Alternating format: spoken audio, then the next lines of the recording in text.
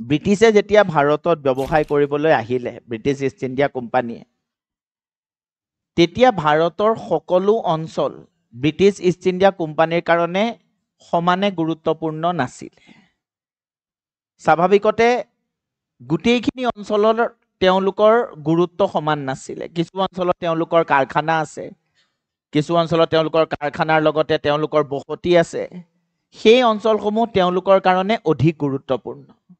সেই অঞ্চলসমূহ সুৰক্ষিত কৰি ৰখাটো তেওঁলোকৰ কাৰণে জৰুৰী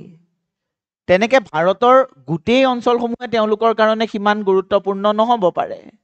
এতিয়া প্ৰথম অৱস্থাত আমি যদি কওঁ ব্ৰিটিছৰ কাৰণে বংগ যিমান গুৰুত্বপূৰ্ণ অসম সিমান গুৰুত্বপূৰ্ণ নাছিলে কাৰণ অসমত তেওঁলোকৰ কাৰখানা নাছিলে অসমত তেওঁলোকৰ বসতি নাছিলে